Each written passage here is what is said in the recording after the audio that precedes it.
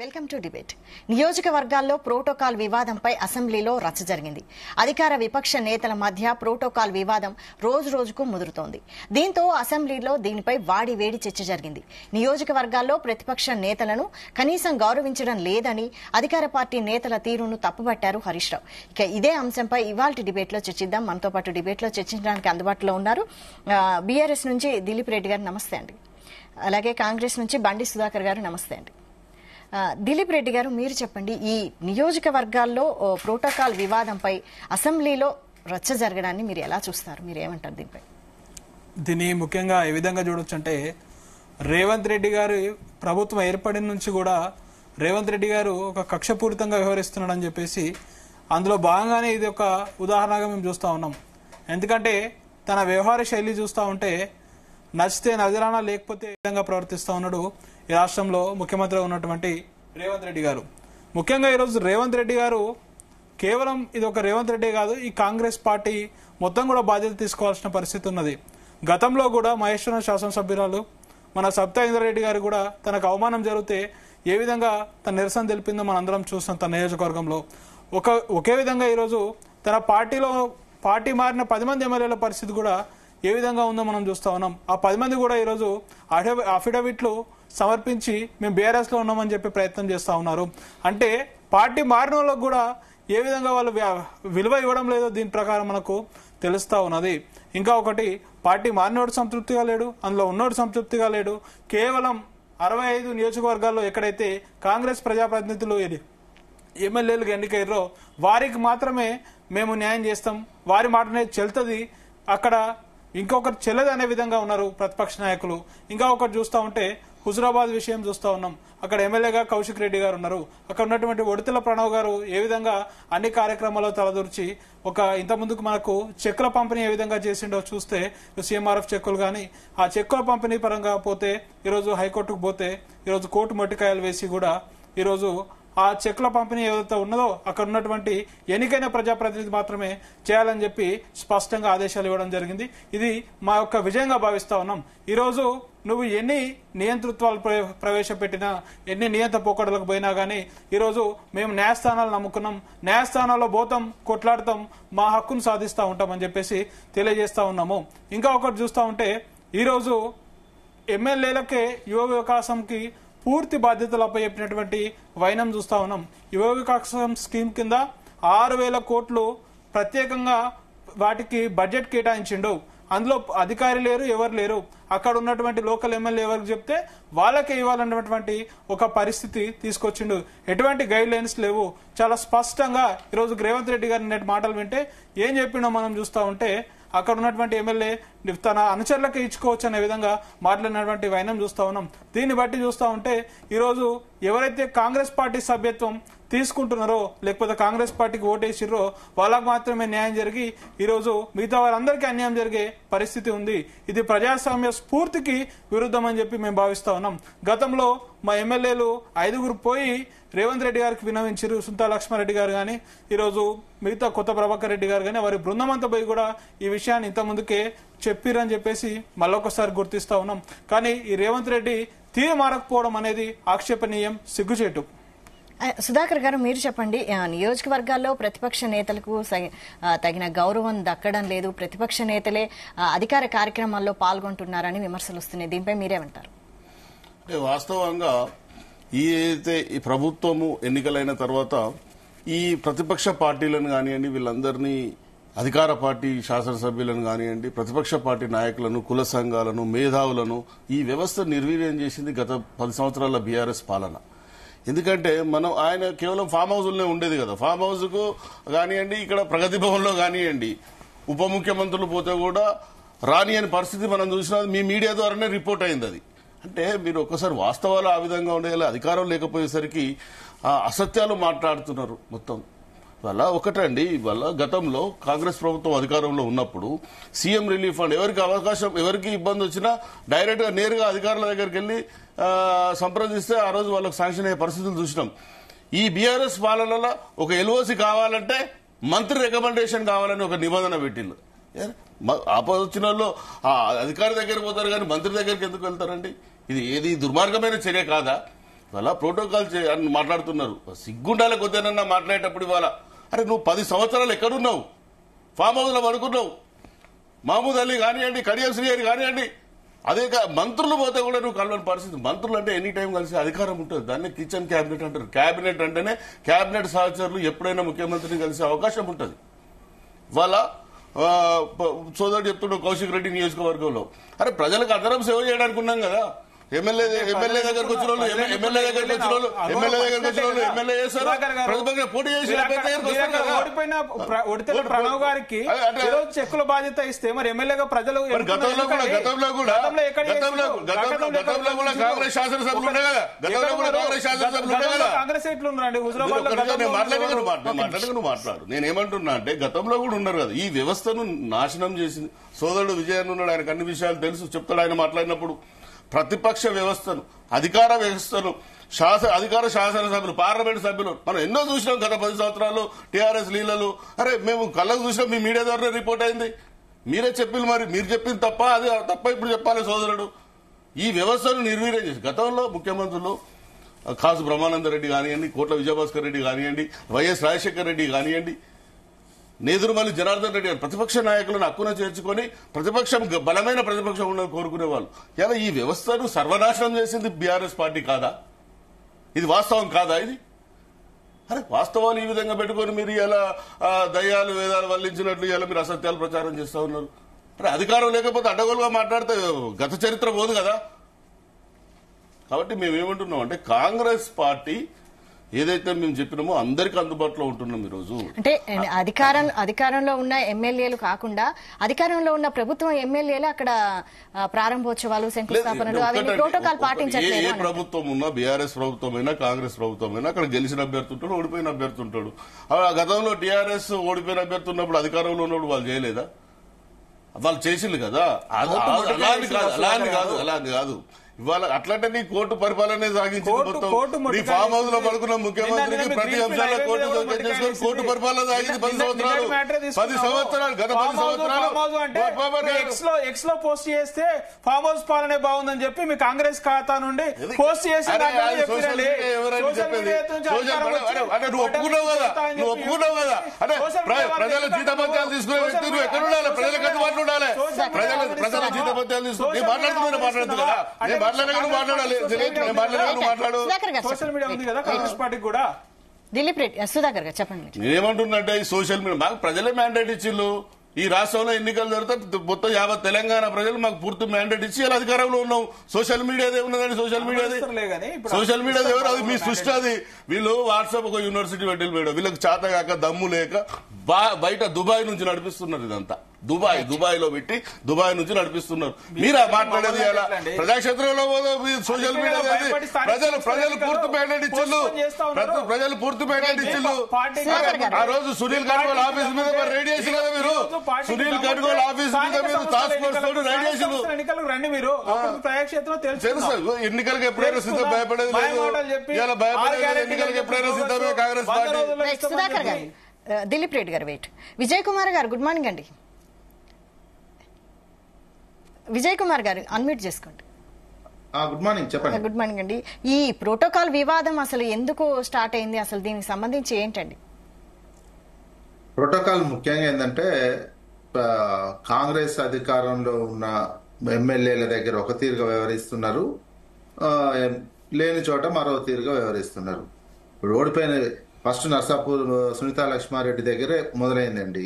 ఎమ్మెల్యేగా గెలిచినటువంటి ఎమ్మెల్యేలను పిలవకపోవడం, అక్కడ ఉన్నటువంటి ఇన్ఛార్జే చెక్కులు పంపిణీ చేయడము, దాని దగ్గర మొదలైనటువంటి ఎమ్మెల్యేలకు ప్రోటోకాల్ పాటించట్లేదు. అధికారులు కూడా అదే రకంగా వ్యవహరించడం జరుగుతున్నది. గతంలో ప్రోటోకాల్ ఈ మధ్యకాలంలో కౌన్సిల్లో కూడా చర్చ వచ్చింది. గతంలో అటెండర్ తోటి పంపేవాళ్ళు, పోయినసారి చైర్మన్ గారే అన్నారు, మండలి చైర్మన్ గారే అటెండర్ తోటి పంపేవాళ్ళు ఇన్విటేషన్. యాదాద్రి ఇనాగ్రేషన్ మాత్రం సమయంలో ముఖ్యమంత్రి గారే ఫోన్ చేసి మాకు ఆహ్వానించడం జరిగింది అనేది చెప్పడం జరిగింది. ప్రోటోకాల్ ఉల్లంఘన పై స్థాయిలో ముఖ్యమంత్రి ఎలా వ్యవహరిస్తుంటే కింది స్థాయిలో కలెక్టర్లు కావచ్చు, ఎంఆర్ఓలు కావచ్చు, ఇతరులు కూడా ఆ రకంగా వ్యవహరిస్తుంటున్నారు. అదే పద్ధతి మార్చుకోవాల్సినటువంటి అవసరం ఉన్నది. ప్రోటోకాల్ ప్రకారమే నడుచుకోవాల్సినటువంటిది. గెలవని చోట ఏంటంటే ఇప్పుడు కాంగ్రెస్ వాళ్ళు లేని చోట బీఆర్ఎస్ వాళ్ళు ఉన్నారనుకోండి, వాళ్ళని అసలు లెక్క చేయనటువంటి పరిస్థితి ఉన్నది. అది ఒక ప్రజాస్వామ్య పద్ధతి మంచిది కాదు. ఉన్న రూల్స్ ప్రకారం ప్రోటోకాల్ ప్రకారం చేయాలి. గతంలో చేశారు కాబట్టి మేము ఇప్పుడు చేస్తున్నాం అని చెప్పడం కూడా సరైనది కాదు. గతంలో చేసినందుకు ఇవన్నీ అయినందుకు ఆ పార్టీ ప్రజలు ఓడించారు కదా, వివిధ రకాల కారణాలు రావచ్చు, ఇంకా ఆ పార్టీ ఓడిపోయింది. ఇప్పుడు మీరు పరిపాలన అంతకంటే బెటర్ పరిపాలన, అంతకంటే ప్రజాస్వామ్యయుత పాలన అందిస్తామని కదా అధికారంలోకి వచ్చింది. మేము వాళ్ళు చేసి కాబట్టి మేము అంతకంటే ఎక్కువ చేస్తాము అంటే అది ప్రజాస్వామ్య పాలన ఎట్లా అవుతుంది?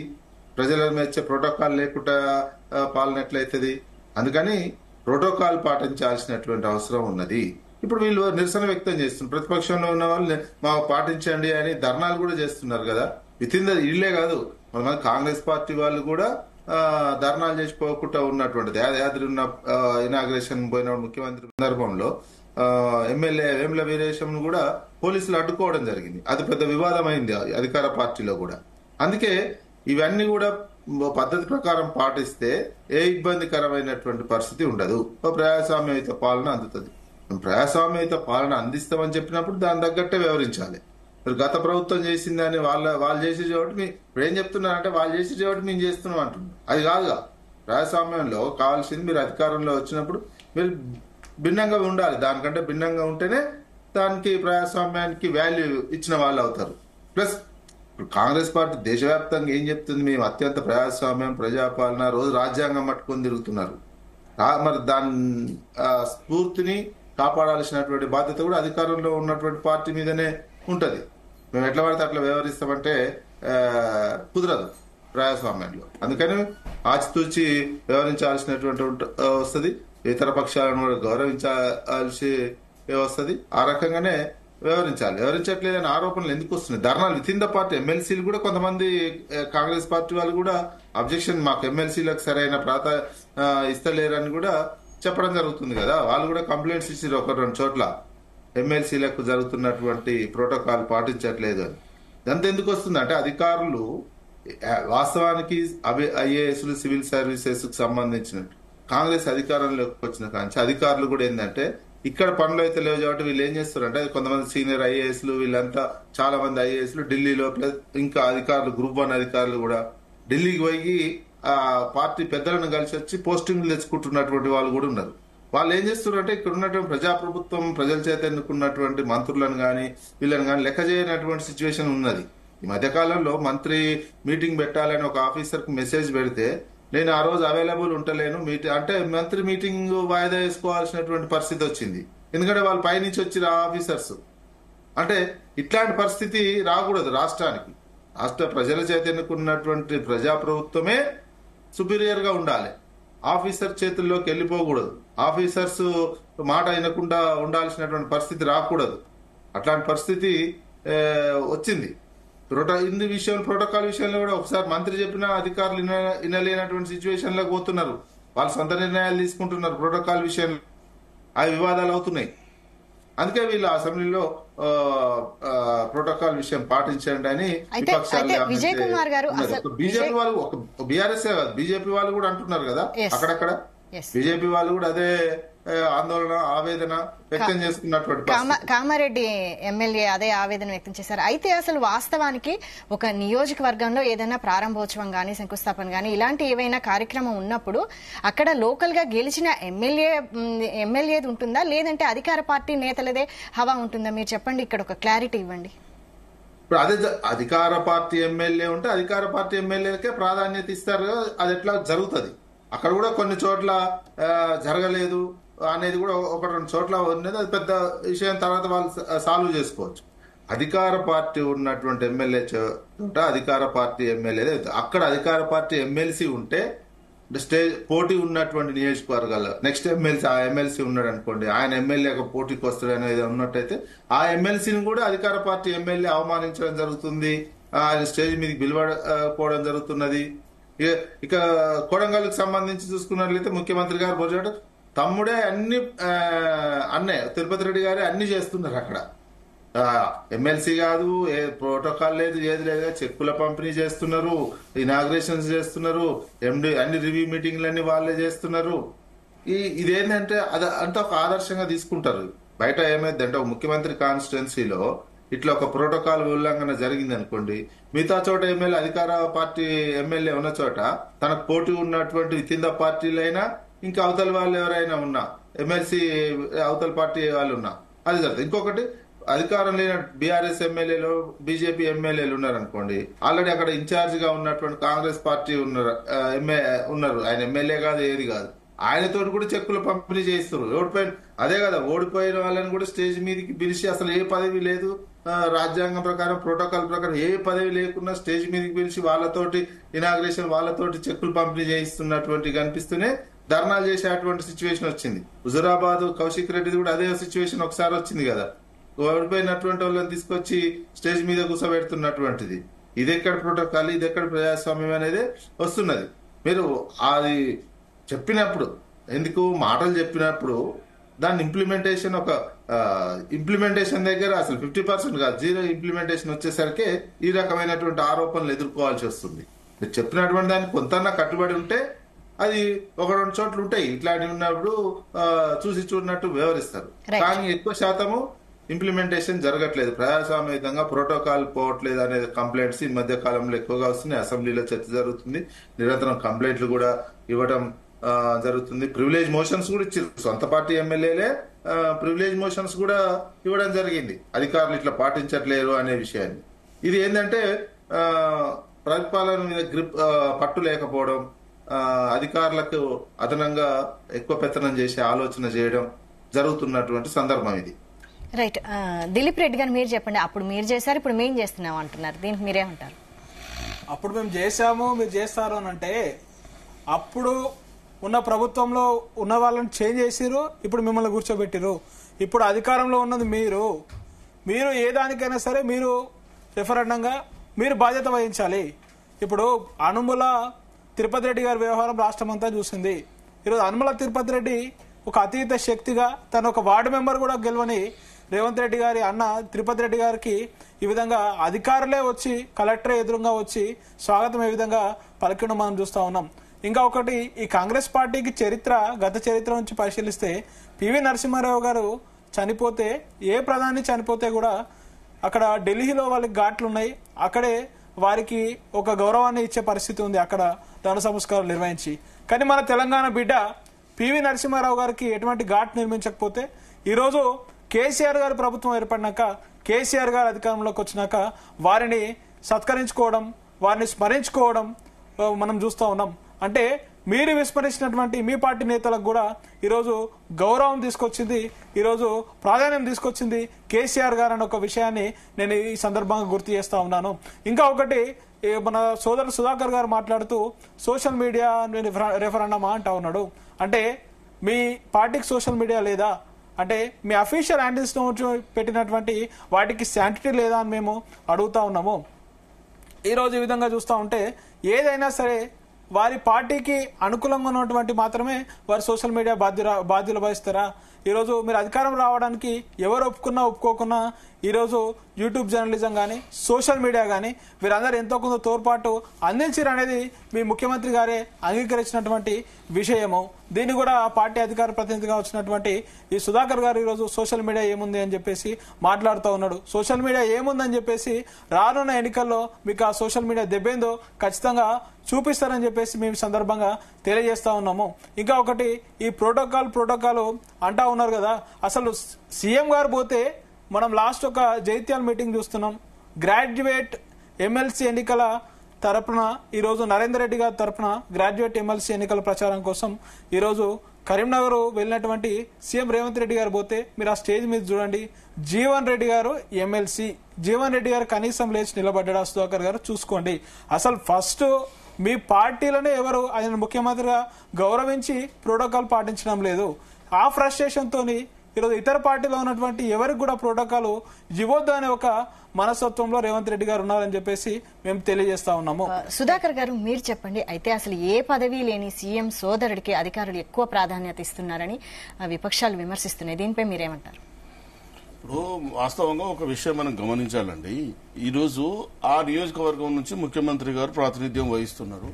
ఆయన యొక్క విజయం వెనుక ఆయన యొక్క కుటుంబము అన్ని మనము ఎన్నికలలో ఎవరి కుటుంబ సభ్యులైనా కానీ మన ప్రజలకు అందుబాటులో ఉండి వాళ్ళకి కావాల్సిన సదుపాయాలను కల్పిస్తూ ఉంటారు. ఇది వాస్తవం. రాష్ట్ర వ్యాప్తంగా దేశవ్యాప్తంగా ఎక్కడైనా కానీ ఏ నాయకుడైనా కానీ వాళ్ళ కుటుంబ సభ్యులు వాళ్ళ బ్యాక్ ఎండ్ ఉండి పనిచేస్తూ ఉంటారు. అందులో భాగంగా ఇక్కడ కూడా చేసి ఈ రోజు ముఖ్యమంత్రి గారు బిజీ ఉన్న కారణంగా ఆయన అక్కడ చేస్తున్నారు.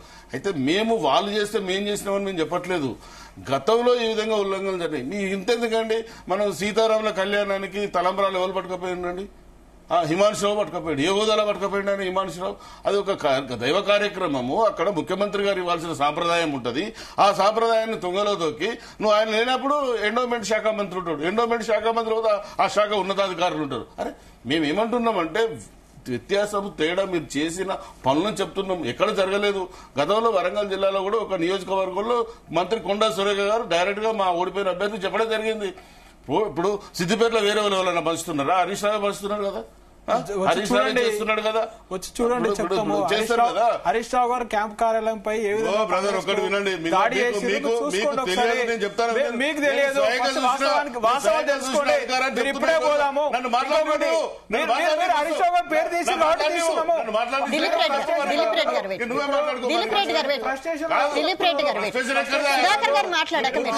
సమాధానం చెప్పండి. చెప్తున్నా సమాధానం చెప్పండి. దిలీప్ రెడ్డి గారు మీరు నోట్ చేసుకోండి. అన్ని మాట్లాడండి. సుధాకర్ గారు చెప్పండి. సుధాకర్ గారు బుద్ధి రాకుండా మాట్లాడుతున్నారు. మేము కూడా అనాల్సి వస్తుంది. దిలీప్ రెడ్డి గారు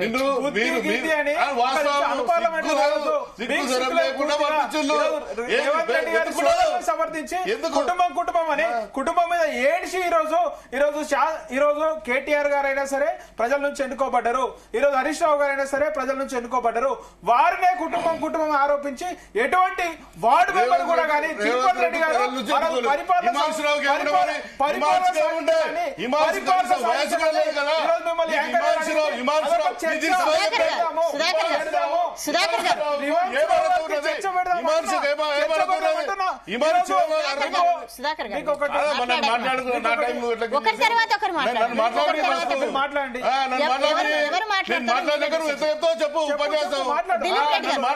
దిలీప్ రెడ్డి గారు సుధాకర్ గారు మీరు చెప్పండి.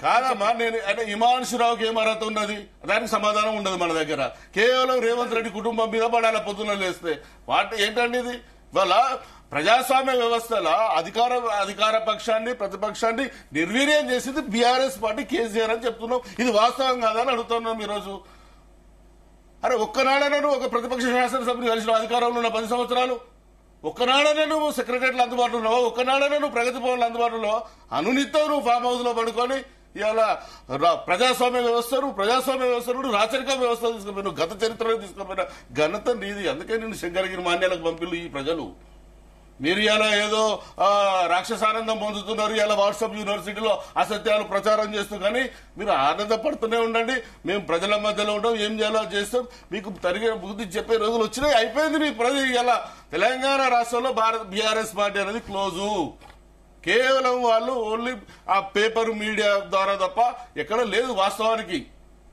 అరే మీరు మేము అధికారంలో ఉన్నాం, మేము అన్ని చేస్తాం, మీకెందుకంతా ఇది గుమ్మడికాయలతో ఉండాలంటే భుజాలు తడుపుకునే చందంగా వ్యవహరిస్తున్నారు. ఈరోజు మేము అధికారంలో ఉన్నాము. మీరు చేసిన అన్యాయాలు, అక్రమాలకు, అవినీతి, బంధుప్రీతికి ఇవాళ మేము ఇవాళ బాధ్యత వహిస్తూ ఈరోజు మీరు చేసిన అప్పులకు 6,000 కోట్ల రూపాయలు ప్రతి నెల అసలు వడ్డీ కలిపి ఈరోజు కడుతున్న పరిస్థితి మనం ఉంది.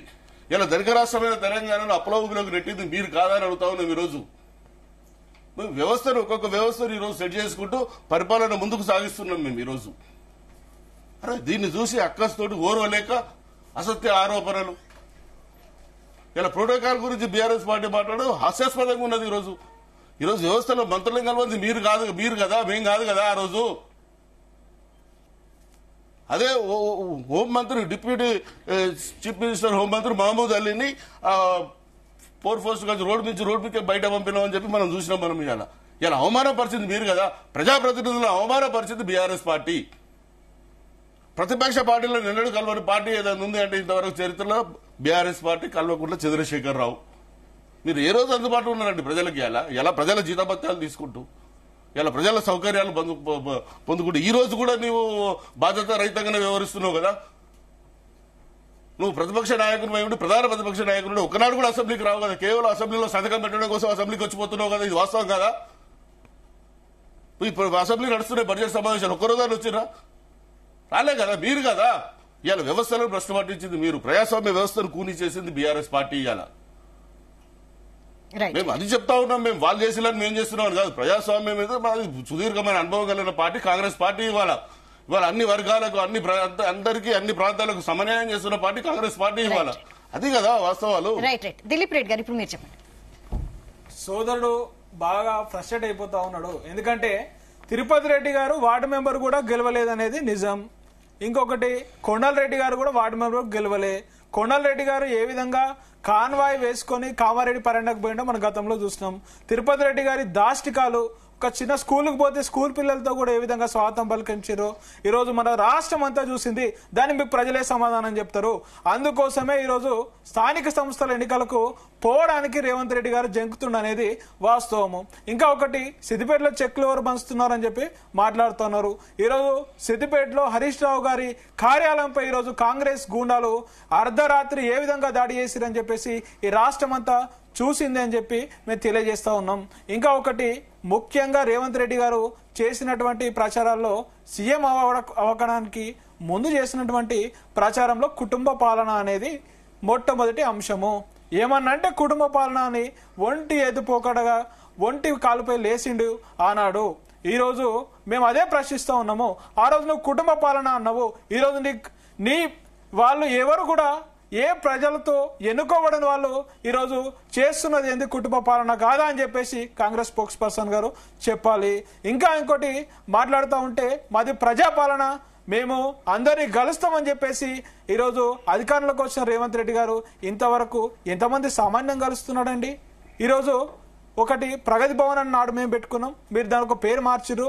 మేము వారానికి 2 రోజులు అందుబాటులో ఉంటాం, ఎవరైనా రావచ్చు, సమస్యలు విన్నవించుకోవచ్చు అని చెప్పేసి నాడు చెప్పిండు. కేవలం ఒకే ఒక రోజు ముఖ్యమంత్రి గారు పోయిర్రు.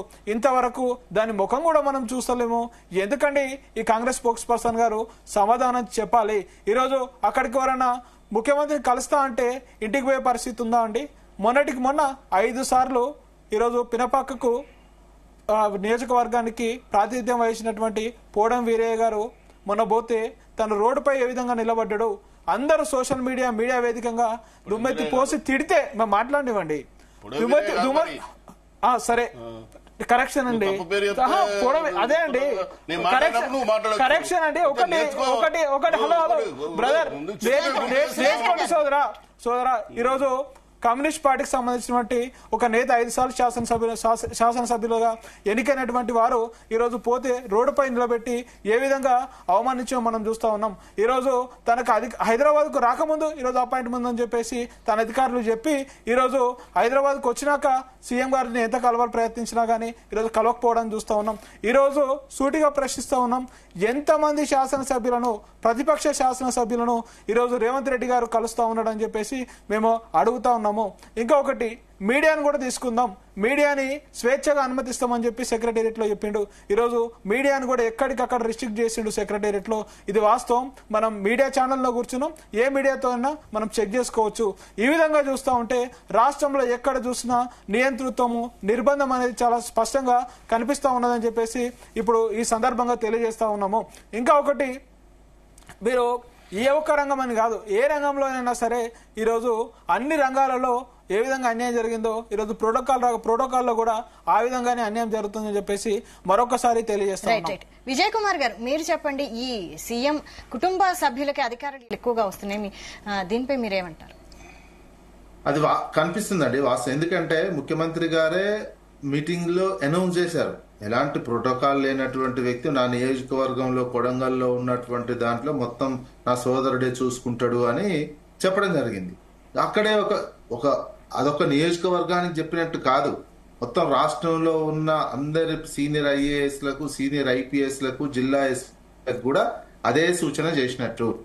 ఏదన్నా మా సోదరులు వస్తారు, పని చేసి పెట్టండి అని దాని అర్థం. అది అసలు ఒక ముఖ్యమంత్రిగా చేయాల్సినటువంటి పని అయితే కాదు. మీరు ఏమైనా ఉంటే ఏదైనా పోస్ట్ ఇచ్చుకొని దాని ప్రకారం కూడా చేసుకునే అవకాశం ఉంటుంది నియోజకవర్గంలో. ఎలాంటి ప్రోటోకాల్ లేని, ఎలాంటి ప్రభుత్వానికి సంబంధించినటువంటి ఒక బాధ్యత లేకుండా అన్ని ప్రభుత్వ కార్యక్రమాల్లో పార్టిసిపేషన్ చేస్తాము, నియోజకవర్గం అంతా అన్ని మేమే చేస్తామంటే అది సమాజంలో చూడడానికి కూడా బాగుండదు. సమాజంలో వ్యతిరేకత వస్తుంది, సమాజంలో యాక్సెప్టెన్సీ ఉండదు. ఇది అంటారు ప్రజాస్వామ్యానికి విరుద్ధంగా వ్యవహరించడం, ప్రజాపాలన అని చెప్పడం ఒకటి, ఇంప్లిమెంటేషన్ దగ్గరనే వస్తుంది కదా.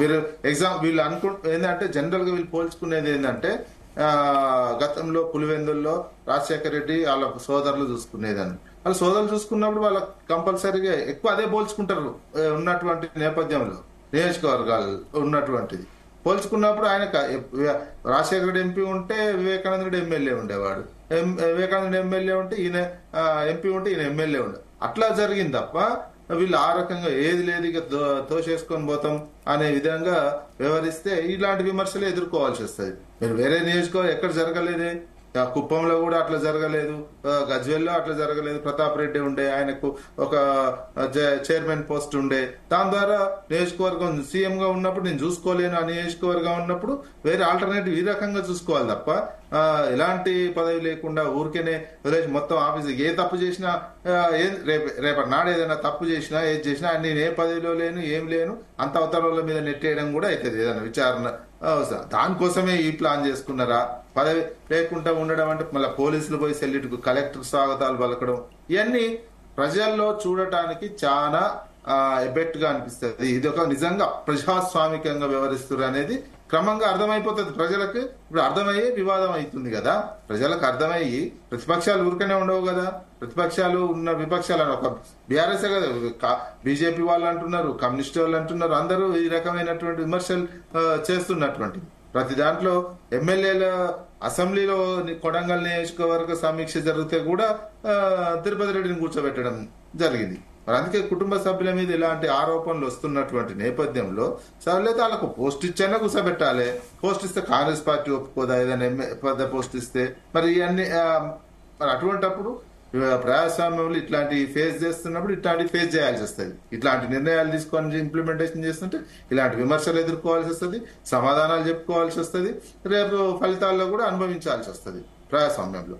అందుకని ఎప్పుడైనా ఒక పద్ధతి ప్రకారం ఒక డిసిప్లిన్ గా కావచ్చు, ఏ విషయంలోనైనా ఏ రంగంలోనైనా, సోషల్ మీడియా విషయం కూడా గతంలో ఎట్లా వివరించారు సోషల్ మీడియా విషయంలో ఈ బూతులకు సంబంధించినటువంటి ముందు పిసిసి అధ్యక్షుడిగా ఉన్నప్పుడు సొంత పార్టీ వాళ్ళకు కూడా మెసలు లేకుండా ఉత్తమ్ కుమార్ రెడ్డి విహెచ్ ని ఏ రకంగా ఇబ్బంది పెట్టారని వాళ్ళే బహిరంగంగా చెప్పుకోవాల్సినటువంటి పరిస్థితి. ఇప్పుడు అదే వ్యవస్థ నీ మీదకి వచ్చి కాటేస్తున్నటువంటి నేపథ్యంలో ఇక అప్పుడు విపక్షంగా ఉన్నట్టు సోషల్ మీడియాను ఒక వ్యవస్థను, చెడు వ్యవస్థను తయారు చేసి బూతులు మాట్లాడిన తొలి జర్నలిస్ట్ ఒక అతన్ని ఎమ్మెల్సీ చేసినటువంటిది.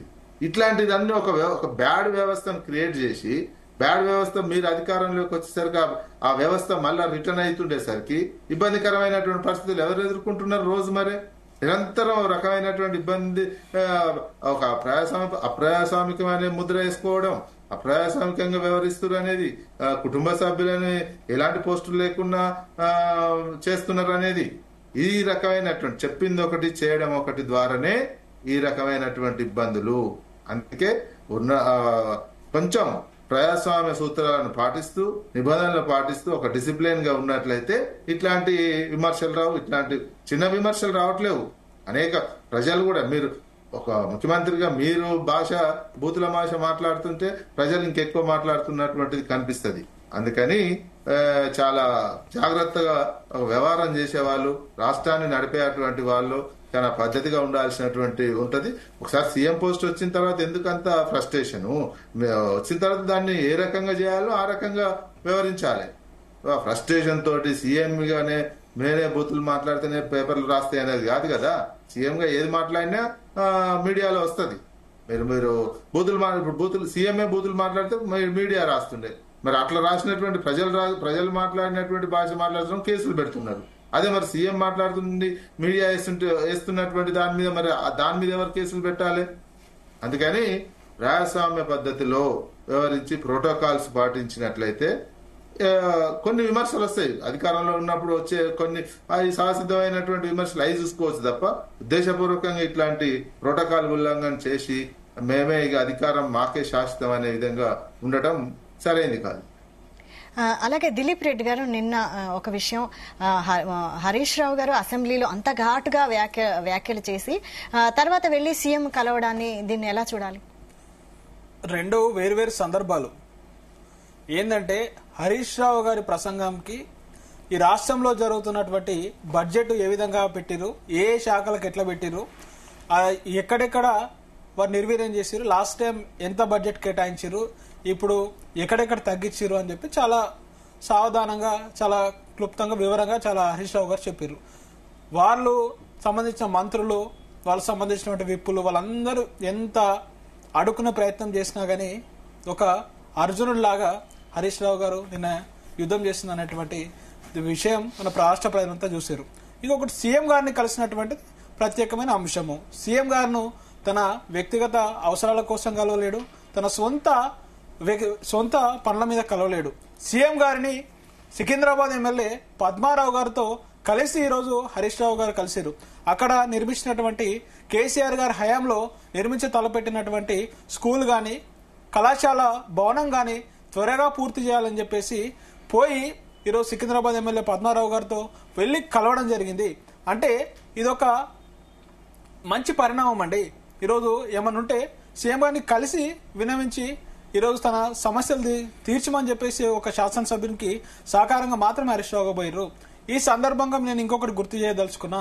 ఈరోజు రాష్ట్రంలో మేబీ చాలా మంది తెలియని అంశం అనుకుంటా, ఈరోజు ముఖ్యమంత్రిగా ఉన్నటువంటి రేవంత్ రెడ్డి గారు ఒకనాడు హరీష్ రావు గారి అనుచరుడు. ఓకేనా? ఈ విషయం అందరు గమనించాలని చెప్పేసి తెలియజేస్తా ఉన్నాం.